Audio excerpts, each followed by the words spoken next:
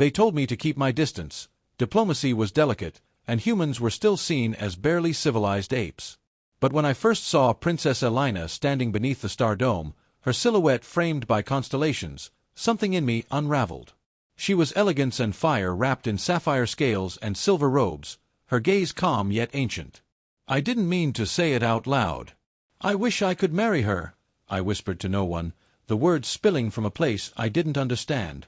But she turned, met my eyes, and softly said, "My answer is yes." And just like that, everything changed. She wasn't supposed to hear me, let alone respond. Yet there we were, walking side by side through the glowing gardens of Elvera, hidden from the cameras and curious diplomats. She spoke of stars, war, and loneliness, her voice a blend of command and longing. I listened, enraptured, knowing every step we took together was a step closer to something forbidden. The more we talked, the more real it became, this impossible connection. But danger bloomed with every word. Rumors spread like wildfire. Her brother, the crown prince, saw me as a threat. And when he issued his warning, Elena only smiled. Sanctions came first, swift, cold, and calculated. Then the blockades. Varelli warships coiled around human colonies like predators preparing to strike. The message was clear: give her up or bleed. Earth refused. So did I. Elena had vanished, taken under heavy guard to a classified war barge. I lost contact. But not hope. When Admiral Yates handed me a data chip and said, "You didn't hear this from me," I understood this was a one-way mission. He gave me a ship, no orders, just a nod. I wasn't just chasing love anymore. I was about to start a war with a kiss. The vow wasn't built for war, it was built for speed, stealth, and desperation. Harris rewired its thrusters for evasive burns that could crack bones.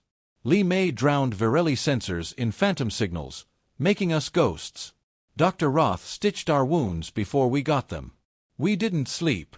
We barely spoke. Every light year we crossed was another breath stolen from fate. When we finally reached Urak 9, its orbit burned with enemy ships. Elena was inside one of them, surrounded by guards, silenced by duty. But she wasn't broken. I saw it in the last intercepted image. She was waiting. And so was war. We came in hot, no time for subtlety.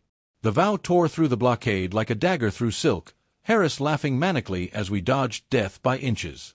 Li Mei jammed their entire network, broadcasting false orders that turned their ships on each other. I boarded the war barge alone, cutting through corridors with a pulse rifle and borrowed rage.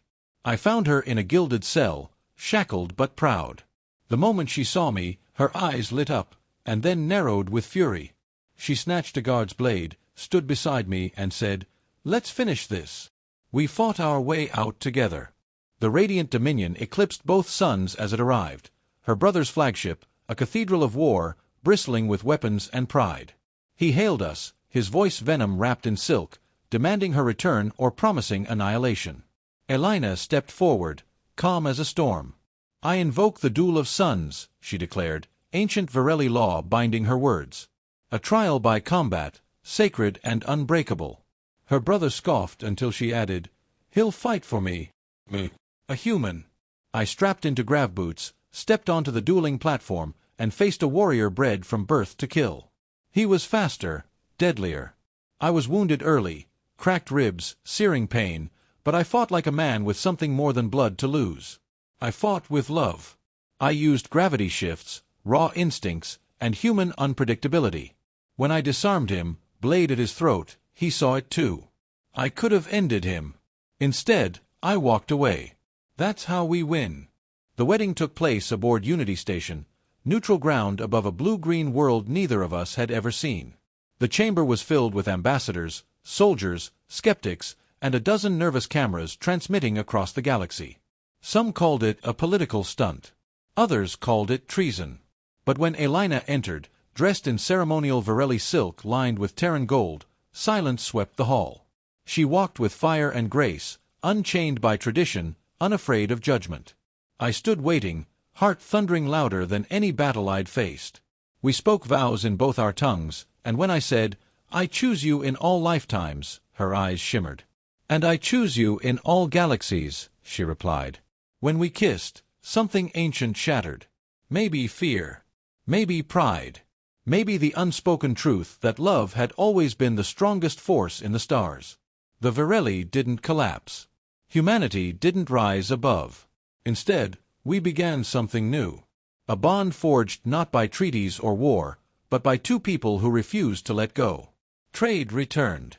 The children of our union, human and Virelli alike, would one day shape galaxies. But I'll always remember how it began. Not with a battle.